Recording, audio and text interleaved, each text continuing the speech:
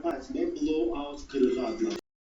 Bunu bərpa etmək cərrahlarının sol rezervi bərpa etməyə çünki görünür ümid çarəsiz xəstəliklər deyil, amma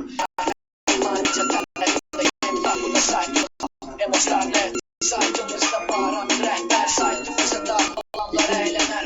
Sever burada herkes birbirine net gösterir bize sevgini. Yeni MP3 yüklenir. Emostar seviye beklenir. İlgime deyirəm bak raptı kapat. Emostar net kaçtıqa olunca tanışlık qeydiyyatdan keçmeye başladı.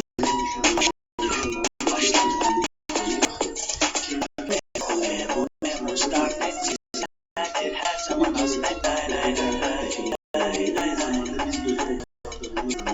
bu incəlmiş sahəni daha da çox tezləşdirdiyi prosesi. Bu xəstələr üçün müalicəsində bir çox üsul var. Birinci üsul, yəni gecikməmiş xəstələr her zaman xüsusi bir şuar adı cross-linking olur.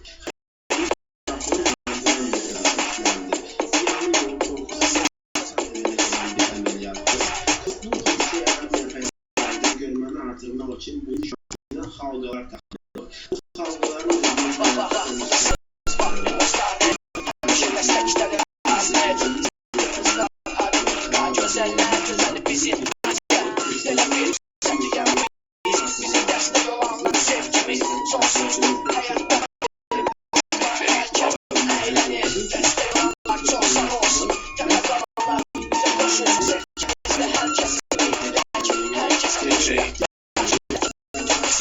mütəmadi müşahidelərə gəlməlidir.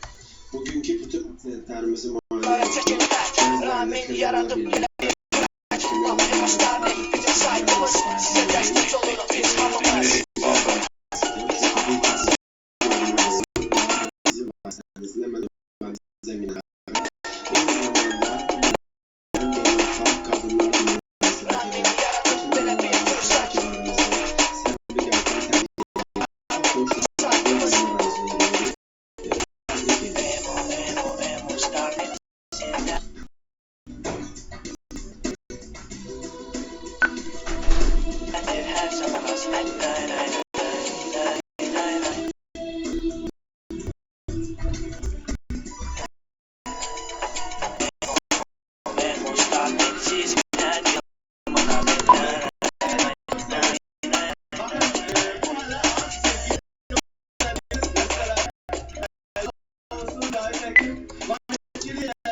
bizim vasıtaçılığımız vasıtasıyla da gördü ve kabul etti ve indi istəyirəm Taranın artamdan dayandı.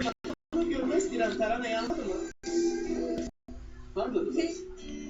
Salamlayıram. Yanında başqa bir xanımdır. Deməli, Əmir kəndindən gəlibdir. Hac xanımdır. Deməli, bugün onun gəlişi məqsədi var. Əslində Sabay, mən bugün reşit otağına girəndə fikir verdim ki, neyse otaq xeyli genişlənib. Sağa baxdım, gördüm soyuducu da yoxdur. Bugün Könül xanım öz cihizlərini artıq evlərə aparır. Ay, nə gözəl, nə gözəl. Sabahlar qınayatıdır inşallah, Allah'ın köməkliyi. Amma burada bir gəlin... Ama yanında yorgan döşək görürəm. Bəli Sabay, elə bax bu gəlin yorgan döşəkliyinə bax bu Nurlu xanım gətiribdir. Buyurun, özünüzü... Mənim adım Xasxanım Bəhlə xanımdır. Özüm Əmrətandan gəlmişəm. Əmrətanda ilk şəxsiyəm.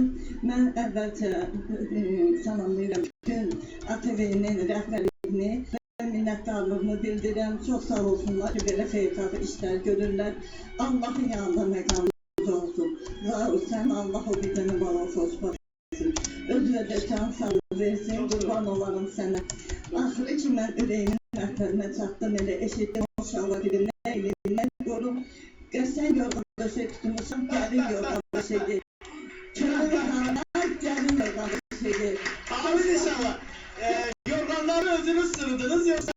Bəli, mən bacarıram, mən nə qədər öz bacı qardaşlarıma